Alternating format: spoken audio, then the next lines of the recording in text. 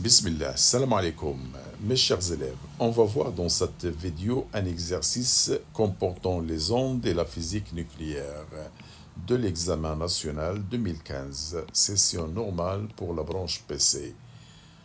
Il va comporter une solution bien détaillée, mais n'oubliez pas qu'il est valable pour les élèves des autres branches scientifiques aussi. Marhaban. Comme vous voyez, une indication. L'exercice il comporte 5 questions dont on a proposé 4 réponses pour chacune de ces questions. Recopiez sur la feuille d'examen le numéro de la question et écrire à côté la bonne réponse parmi les 4 réponses proposées sans justification ni explication. Cela veut dire, on va vous proposer des questions avec des réponses. Vous allez écrire seulement le numéro de la question et à côté la bonne réponse. Très bien. Marhaban. La partie numéro 1, concernant les ondes. Alors voilà une introduction comme d'habitude. Les fibres optiques permettent la transmission d'informations numérotées numériques avec des vitesses très grandes et à haut débit, comme ce qu'on utilise dans l'Internet actuellement. En comparaison avec d'autres milieux, pour déterminer l'indice de réfraction du milieu transparent constituant le cœur d'une fibre optique, on a réalisé un dispositif expérimental représenté sur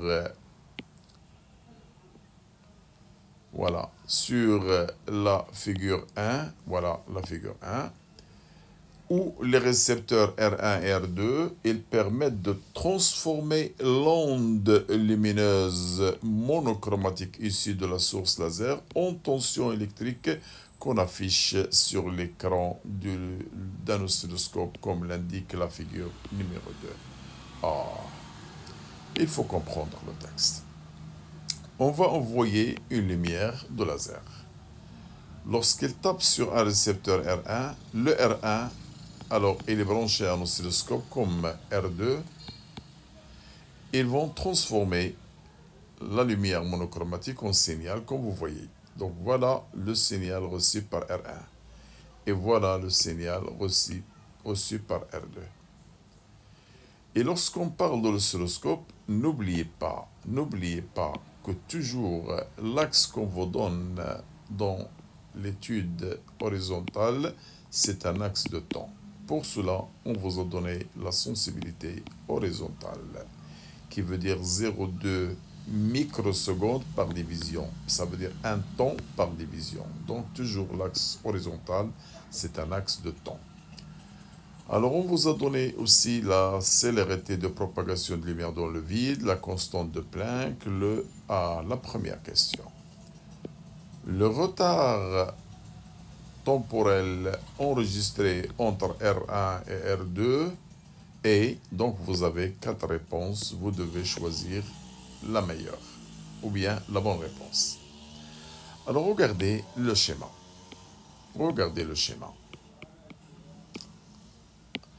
Alors l'instant où le récepteur reçoit le signal, voilà, et l'instant où le récepteur numéro 2, voilà. Donc le point de départ et le point de départ. Entre ces deux points, il y a une durée. Regardez cette durée, c'est le retard.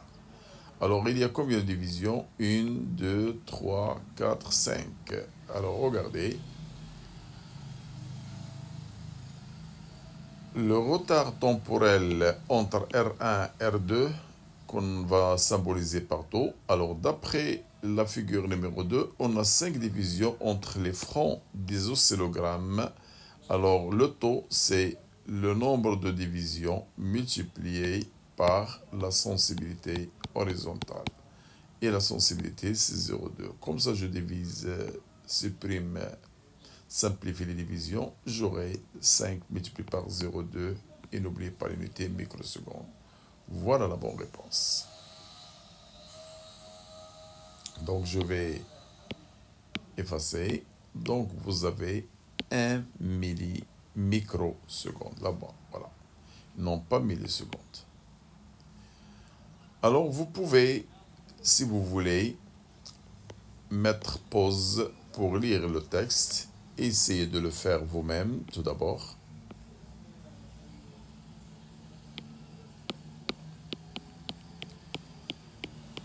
Après, vous pouvez passer. Alors ici, il y a un sur, voilà.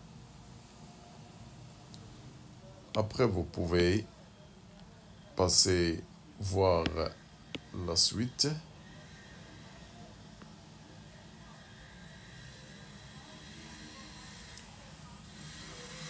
Une fois terminé, on passe à la solution. Alors, on vient de corriger la première question. Maintenant, on passe à la deuxième. On vous demande l'indice de réfraction du milieu qui est la fibre optique. Alors, on a une formule. L'indice de réfraction d'un milieu X, c'est toujours C dans le vide sur la vitesse dans ce milieu X. On vous a donné la vitesse et vous avez aussi la célérité. Donc, en faisant la division, on va trouver 1,6. Alors, regardez. Sachant que la célérité de propagation de l'onde lumineuse à l'intérieur du corps de la fibre, donc vous avez déjà la vitesse. Alors, la vitesse, l'indice qu'on a trouvé, c'est 1,6. Alors, la troisième question. L'énergie d'un photon. Oh, c'est une formule. E égale H nu, H mu, et mu c'est C sur lambda. Alors, comme ça, je peux faire application parce que je connais le H et je connais C et on vous a donné lambda. Donc, voilà l'énergie. Maintenant, la partie de la physique nucléaire ou bien transformation nucléaire. Alors, regardez. La stat 211 radio-émetteur alpha. Oh, cela veut dire que la stat de symbole AT, et lorsqu'on dit 211, ça veut dire nombre de masse. Voilà. Parce que le Z, il est connu. Il ne change pas. C'est le nombre de masse qui peut changer parce qu'on peut avoir des isotopes. Radio-émetteur alpha, ça veut dire lorsqu'il se transforme et émet des particules alpha. Voilà ce que ça veut dire. Et utilisé en médecine nucléaire pour diagnostiquer et suivre l'évolution de quelques tumeurs cancéreuses, comme un nom. La radioactivité de ce noyau donne naissance à un noyau bismuth. Oh. Donc la transformation elle est accompagnée d'un noyau bismuth. Alors voilà la question. La question, le noyau de bismuth résultant de la désintégration de la stat est. Donc vous allez choisir la bonne réponse. Alors qu'est-ce qu'on va faire? Alors il faut écrire l'équation de la réaction, bien sûr. Qu'est-ce qu'on vous a dit? La stat, elle se transforme en bismuth en émettant une particule alpha. Je dois symboliser alpha par l'hélium. Et comme ça, j'applique les lois de Soddy. Alors, la conservation de la charge. Regardez le nombre de charges à gauche, 85. À droite, Y est 2. Donc, la somme avant égale la somme après. Comme ça, j'obtiens Y. Et aussi la conservation de la masse. Regardez le nombre de masse à gauche, 211. Et après, j'ai un X et 4. Donc, X plus 4. Comme ça, j'obtiens X là. Je vais remplacer le Y et X là. Alors, je vais trouver ce symbole. Alors, on obtient, voilà la bonne réponse, CBI 83 207. BI 83 207. Voilà. Très bien. Alors, la dernière question. La demi-vie, T1,5 de la stat. Mais n'oubliez pas une chose dans le texte qu'on vous a dit. La courbe de la figure ci-contre, elle représente les variations de ln de n en fonction du temps. Alors n'oubliez pas n, c'est le nombre de noyaux de la stat restant à l'instant t. Bon, vous avez une courbe de ln en fonction du temps. On va l'exploiter bien sûr. Alors maintenant, la demi-vie de la stat est. Donc il faut chercher la demi-vie. Qu'est-ce qu'on va faire? Alors regardez. Pour déterminer la demi-vie, alors on doit tout d'abord exploiter cette courbe. Alors la courbe, c'est une droite, comme vous voyez. C'est une fonction affine d'équation ayant la forme y égale ax plus b. Je peux marquer y là. Y c'est toujours l'ordonnée et x c'est l'abscisse. Donc au lieu de y, je vais mettre ln. Au lieu de y, l'ordonnée c'est ln. Au lieu de l'abscisse x, l'abscisse c'est le temps. Donc au lieu de x, je vais mettre le temps. Et comme ça, j'obtiens une équation, comme vous voyez, ln. Voilà l'équation de la courbe. Et bien, qu'est-ce que ça représente A? C'est le coefficient directeur. Donc, pour déterminer le coefficient directeur, je choisis 2 points. Alors, regardez les 2 points que je vais choisir, ce point-là et ce point-là. Ce point-là est là pour temps 3. Et n'oubliez pas l'unité donnée en heures. Et ce point-là est là pour instant 0. Donc, la différence entre le temps, c'est 3 moins 0. 3 moins 0. Le correspondant de 3, c'est 37,65. Donc, le 3, le correspondant, c'est cette valeur. Et le 0, le correspondant, c'est 37,94. Oh, j'ai écrit comme ça pour vous montrer que A, elle est négative parce que la fonction est une fonction décroissante. Et pour les fonctions décroissantes, le coefficient directeur il est toujours inférieur à 0. Et n'oubliez pas que en bas, le temps il est pris en heures, en 100 unités, donc l'unité c'est heure moins 1. Alors pour déterminer B, je dois prendre l'instant t égale 0. AT égale 0, ln égale B. Donc AT égale 0, ln égale B. Donc le ln, c'est bien cette valeur-là. Alors j'ai déterminé B, alors qu'on ne va pas avoir besoin dans cet exercice. Alors d'après la relation de décroissance maintenant, on a une relation que vous connaissez, n égale n0. Et je peux faire descendre le n0 en bas.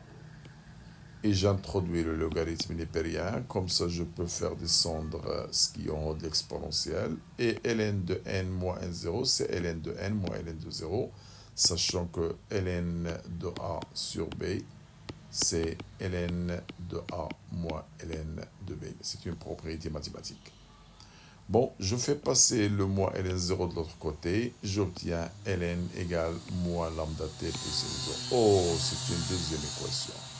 Je peux maintenant la faire comparer à l'équation qu'on a déjà écrite au début. ln de n égale at plus b.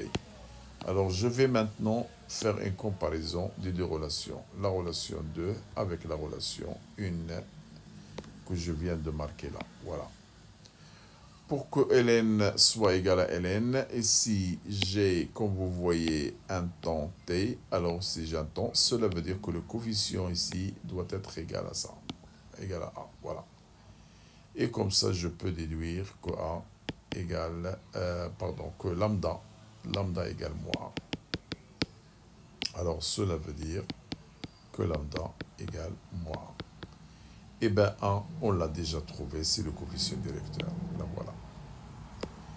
C'est déjà négatif, avec le moins, ça devient, voilà, c'est déjà trouvé. Donc avec le moins, ça va devenir une valeur positive. Et n'oubliez pas que l'unité, c'est heure moins 1. Alors ici, lambda, c'est une constante radioactive. Ce n'est pas la longueur d'onde. Alors, on connaît que lambda égale ln2 sur t1,5. Donc, je peux déduire t1,5, c'est ln2 sur t1. Alors, je peux remplacer avec l'unité heure moins 1 qui va monter en haut. Et comme ça, je trouve 7,17 heures. Alors, voilà la bonne réponse qu'on vous a donnée ici. 7,17 heures. Voilà. Très bien. On est arrivé à la fin de la réponse. Alors, alors n'oubliez pas de faire des commentaires. On a besoin de ces commentaires لأن بهم باش يمكن لي فيديو يطلعوا في اليوتيوب وفي جوجل. هذاك الشيء علاش. أما اللي كيهمنا بالدرجة الأولى هو الدعوات ديالكم. شكرا، إلى اللقاء.